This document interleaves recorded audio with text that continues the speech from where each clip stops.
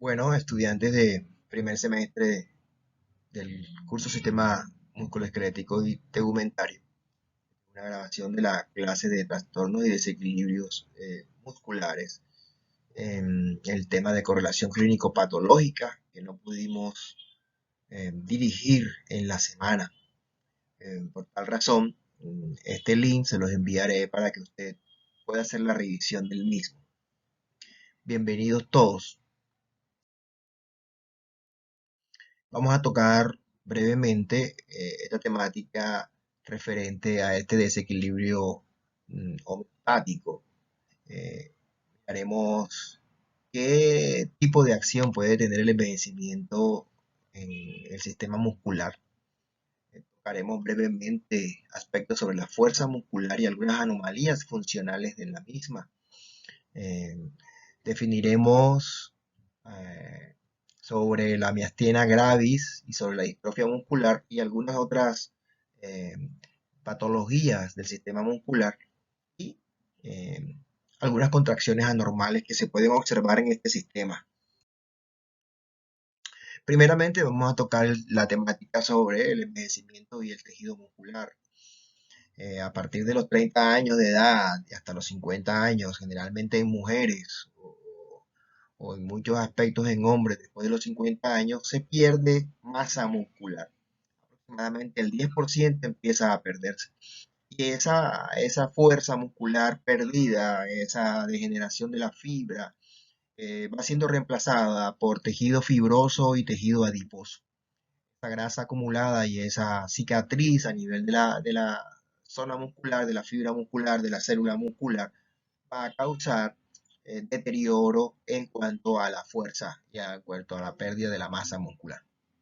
Se ha indicado que los niveles de actividad física pudieran evitar esa pérdida de la masa muscular, pudieran preservar o mantener mucho más tiempo la fuerza, la flexibilidad, o sea, los estiramientos normales y los reflejos que tienen que ver con el músculo. ¿Por qué? Porque el ejercicio físico, sobre todo el ejercicio de tipo aeróbico, provoca un aumento de las fibras oxidativas lentas. Ese ejercicio aeróbico, todo aquel que se hace bajo presencia de oxígeno, como caminar o trotar o nadar o andar en bicicleta, eso va a generar este aumento de estas fibras de contracción lenta. Igualmente, hay otro tipo de ejercicio que pudiese hacer, que es el ejercicio de fuerza, o sea que los niveles de actividad física, por lo menos un par de sesiones a la semana, tendría que hacer alguna actividad donde prevalezca la fuerza muscular, si será del mismo peso del cuerpo de la persona, para preservar, para continuar con la fuerza, para evitar que se deteriore esta actividad. Entre algunos de los trastornos que ocurren a nivel del músculo, podemos observar algún tipo de anomalías funcionales por algún tipo de enfermedad, por degeneración de las fibras musculares, por alguna alteración de la unión del nervio que llega allí al músculo para que ese músculo pudiera funcionar. Entonces, la unión neuromuscular es donde se une un nervio con un músculo esquelético en este caso. Y algunas enfermedades neuromusculares se pueden dar a nivel de los componentes de la unidad motora. La unidad motora, vuelvo a decir, es la que está enmarcada en la unión de la neurona y la fibra muscular, o sea, la unión de la neurona y la fibra muscular. Entonces, ese daño puede hacerse de pronto en la neurona motora somática, o sea, la neurona que llega allí al músculo para que él pueda generar contracción. O en la unión del nervio con el músculo, en donde se presenta obviamente una especie de hendidura, una separación entre los dos, y allí el nervio aporta a nivel de una vesícula sináptica para eh, colocar allí en el músculo, ¿no es cierto?, una sustancia hormonal o de un neurotransmisor para que se pueda generar la acción muscular. O directamente se puede degenerar o se puede causar una anomalía funcional a nivel de la fibra muscular, que es la conocida como la miopatía, que la miopatía es la enfermedad del músculo, dependiendo de cualquier origen. Entonces, hablando específicamente, por ejemplo, de la miastenia gravis, pues traduce miastenia gravis, es sin fuerza, el paciente queda sin fuerza. En realidad es una enfermedad autoinmune. Algunos agentes del organismo atacan directamente al propio músculo, utilizando, ¿no es cierto?, sus características para provocar un daño crónico y progresivo de la unión neuromuscular. Esos anticuerpos que llegan allí a nivel de la unión neuromuscular, ¿no es cierto?, bloquean al receptor colinérgico y desde luego entonces no se puede provocar la emisión de acetilcolina que es el que ayuda a la contracción del músculo. Está asociada a la miastenia gravis en un 75% a un tumor del timo y por esa razón se indica que los tumores del timo o el timo como una eh, órgano que tiene que ver con el sistema inmune, provoca entonces el músculo débil, la fatiga del músculo y la mala función del mismo. Generalmente se manifiesta más en mujeres que en mujeres de los 20 y 40 años y cuando aparecen hombres por encima de los 50 años. Y se observa una rigidez en los músculos de la cara, en los músculos del cuello, causando por consiguiente deterioro en la función de órganos digestivos y posteriormente una muerte por parálisis muscular de los músculos respiratorios. Por tal razón el paciente pues, se deteriora definitivamente. Hay algunos fármacos, algunos medicamentos que pueden evitar o enlentecer el proceso degenerativo de esta afección. Aquí traigo a colación pues la parte de la miastenia, cómo queda enrolado. Entonces, en la unión, ¿cierto?, de la neurona con el músculo, aquí hay una conexión neuromuscular, aquí hay una hendidura sináptica, allí a ese músculo va a llegar una célula nerviosa y cuando llega aquí se genera la emisión de un material, un neurotransmisor. Cuando hay daño a nivel de esta conexión, ¿no es cierto? Entonces obviamente no va a llegar acá el neurotransmisor o la sustancia provocada por las hormonas y entonces el paciente va a generar fatiga muscular, debilidad. En los casos que se manifiestan en la cara puede ser una caída de los párpados y también diplopía, que es la visión doble. La facción de una persona normal es la foto de arriba. En cambio, cuando ocurre una alteración por miastenia gravis, se puede presentar tosis palpebral, que es el cierre, ¿no es cierto?, de eh, los ojos a través de los párpados.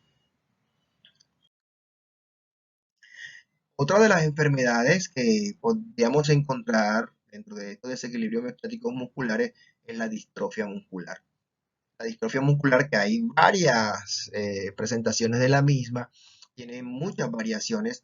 Es una enfermedad miodestructiva hereditaria del músculo que destruye, ¿no es cierto?, la fibra muscular y es por un gen hereditario. La degeneración de esa fibra muscular es causada por ese gen y la más conocida es la distrofia muscular de Duchenne. Duchenne, así se escribe, Duchenne. El gen mutado del cromosoma X es el que está afectado, el gen, ¿cierto?, de un cromosoma X, como los hombres solo tienen un cromosoma X, se ve mucho mayormente esta lesión a nivel de los niños. Generalmente el padre de familia se da cuenta que entre las edades de 2 y 5 años, el niño tiene dificultades para correr y antes de los 12 años queda prácticamente sin caminar. Previamente a eso, él cuando pudiera caminar, camina con la base de sustentación abierta, o sea, con los miembros inferiores bien abiertos para poder sostener su equilibrio. Y antes de los 20 años, generalmente el paciente puede morir. Bueno, el gen que codifica la distrofina, que es una de las proteínas eh, estructurales de acá del músculo, es el que queda deteriorado. Y desde luego, esa mutación de casa, la distrofina se encarga obviamente de hacer un equilibrio con el sarcolema, o sea, con la membrana plasmática del músculo. Como es una proteína estructural, definitivamente lo que hace es que actúa como de un marco para proteger el sarcolema. Pero si se destruye por causa de que no hace su función la distrofina, entonces se destruye el sarcolema y ese desgarro con facilidad va a provocar la salida de los organelos de las sustancias electrolíticas que hay allí y desde luego va a generar muerte de las fibras musculares. No hay regeneración de las fibras a través de las células satélites eh, que se encuentran ahí en los músculos, no son capaces de regenerar y por esa razón hay una muerte de las fibras musculares. Se ha entablado en el laboratorio, hay una droga, una proteína, ¿no es cierto?, de laboratorio llamada eutrofina que hace la función de la distrofina, pero no hay estudios relevantes al respecto en ese caso. De todas maneras, la eutrofina puede eh, de alguna forma detener el paso a grandes velocidades de las lesiones a nivel del sarcolema. Hay una foto de la situación del niño que pasa de caminar en bipedestación a hacer un aumento de la base de sustentación, o sea, abrir las piernas y doblar un poco el tronco para poder caminar, sostener con sus brazos hacia los muslos y posteriormente termina prácticamente caminando en cuatro patas, pues su deceso. Es una alteración ligada al cromosoma X generalmente y por esa razón se observa mucho más a nivel de los niños. El padre transmite, ¿no es cierto?, el defecto y la madre pues puede también transmitir el defecto de alguna manera porque es a través del cromosoma X. Ahora, tocando el tema sobre el daño muscular que se ofrece en el ejercicio, seguramente cuando hemos ido al gimnasio por primera vez o después de mucho tiempo de no hacerlo, de hacer nuevamente ejercicio, aparecen unos dolores al día siguiente o con una diferencia entre 12 y 48 horas. Se llama dolor muscular de aparición tardía por el ejercicio. Generalmente se observa un desgarro del sarcolema de la membrana plasmática por un daño en la miofibrilla y es donde va a romper entonces los discos Z de la fibra muscular. Pues también en el laboratorio se ha visto un aumento de la mioglobina, que es una cierta proteína de la sangre, y de la creatinsinasa, que es una enzima, y provoca entonces posteriormente entre 2 y 48 ese dolor. Se caracteriza por una rigidez y una tumefacción. Al tocar, al palpar, pues duele bastante. La reparación de la fibra se hace a nivel de las células satélites, pero también se puede hacer haciendo algunas medidas paliativas como masajes y mayormente flexibilidad y ejercicio. Esto va a originar las células satélites la provocación o la producción de nuevos sarcolemas, la regeneración a través de las células, pero de las células satélites. Si el daño es muy extenso, seguramente no va a poder regenerar, pero generalmente el organismo nuevamente se mejora esa situación del sarcolema al volver a hacer ejercicio y a hacer una reparación a base, ¿no es cierto?, de reposición proteica y también con mucho electrolito, o sea, líquidos con mucho electrolito. Dentro de la terminología médica que podemos ver alrededor del sistema muscular o las patologías musculares, encontramos una denominada contractura de Bollmann, que se caracteriza por un acortamiento de las fibras musculares porque se dañaron. Generalmente ocurren contracturas que son contracciones repetidas en una sola posición. Posterior, por ejemplo, una inmovilización, un yeso o una inmovilización con un vendaje blando por algún tiempo, por algunas semanas, causa acortamiento de las fibras y también causa además atrofia por desuso, o sea, disminución de la fuerza y de la fibra, del tamaño de la fibra muscular, que se mejora en rehabilitación, haciendo mayormente ejercicio, mayor flexibilidad y aumentando el trabajo muscular. La miomalacia, en cambio, es un reblandecimiento patológico del músculo, de la degeneración del músculo. La mialgia son dolores musculares como el referido de la aparición tardía. La miositis es una inflamación de la fibra muscular. Mio de músculo y itis es inflamación de la fibra muscular por cualquier causa. Un mioma es un tumor en la zona muscular. La miotonía es el aumento de la contracción de la excitación del músculo causando un espasmo tónico que se mejora, ¿no es cierto? Haciendo relajación. Hay menor relajación del músculo. Por esa razón, el espasmo es tónico, parecido a cuando hay una especie de convulsiones. La fibromialgia es un trastorno reumático crónico que se caracteriza por dolor al palpar. Generalmente ocurre en muchos grupos musculares y puede ocasionar también algún tipo de inconvenientes con el sueño reparador. Puede también estar alterado el sistema digestivo debido a la falta de sueño o a la falta de buen descanso. Los dolores son bastante importantes y se pueden mejorar con relajación, con masaje, con ejercicios, con la natación, es muy importante y bueno, desde luego con la farmacología médica. Dentro de las propiedades que ya hemos podido observar del músculo, podemos encontrar la excitabilidad eléctrica dentro de ellas, las propiedades. Entonces, la excitabilidad eléctrica, obviamente, es una de las propiedades que tiene el músculo. La otra es la contractilidad, en donde se puede contraer fácilmente. La otra es la extensibilidad. El músculo se puede alargar, se puede extender totalmente, flexibilizar. Y la elasticidad, que es nuevamente recobrar eh, su longitud. La excitabilidad, el músculo es excitable con corrientes eléctricas. Al llegar un nervio allí, pues hace es una especie de corriente eléctrica que ayuda a su función, a su contracción. Hay un estudio, una ayuda que es la electromiografía, que es a base de unos conectores que llegan al músculo y con otro electrodo, ¿no es cierto?, que actúa como un polo a tierra y que registra la actividad eléctrica del músculo, que puede ser desde contracciones muy débiles hasta contracciones muy fuertes o sin contracción. Se registra como una especie de electrocardiograma o electroencefalograma y puede generar o puede ayudar a hacer un diagnóstico. Por ejemplo, se utiliza bastante en el diagnóstico de la distrofia muscular. Eh, bueno, muy bien. Eh, Indicando algunas cosas sobre los músculos, pues la contracción muscular, obviamente ustedes recordarán de la clase con el profe Jurado sobre la cantidad de proteínas que actúan ahí, ¿verdad? Para la contracción mediadas por el calcio. Hay unas proteínas contráctiles, ¿no es cierto? Hay unas proteínas de tipo igualmente estructurales, y hay unas proteínas reguladoras, como la troponina y la troponosina, que de alguna manera provocan la contracción muscular o evitan la contracción, o sea, la relajan bajo presencia o no de calcio.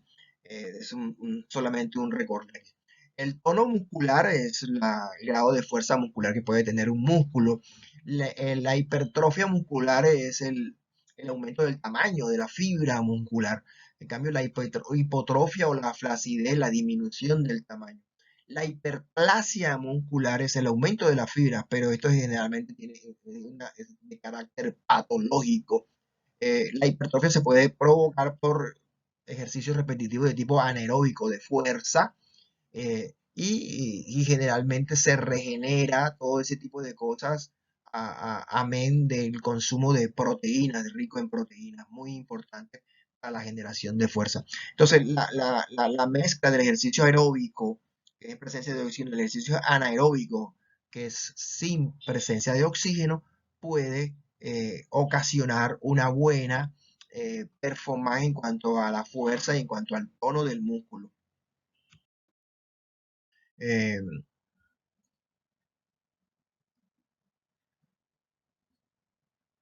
Bueno, aquí hemos traído la diapositiva que dábamos en la clase de músculos sobre la membrana plasmática denominada sarcolema en los músculos, rodeada de túbulos T. El citoplasma se denomina en el músculo el sarcoplasma, en realidad es fuente de cierto almacenamiento de glucógeno a base de ATP. También tiene mioglobinas, tiene un montón de mitocondrias y un montón de organelos. En una miofibrilla también hay retículos sarcoplásmicos, que es como se llama acá a nivel de la fibra muscular, y es un almacén de calcio, un mediador para la contracción muscular. Y bueno, la unidad funcional de la fibra muscular, que es el sarcómero, y donde encontramos unos filamentos, y de allí eh, podemos encontrar también las proteínas contráctiles, como la miosina, las reguladoras, como la troponina y la tropoinosina, y las estructurales, donde se destaca, por ejemplo, la nebulina, la distrofina, entre otras, y la titina. Y para hacer un recorderis de la unión neuromuscular, es una neurona que llega, ¿no es cierto? También conocida como motoneurona, ¿no? Neurona motora somática, somática porque llega al cuerpo.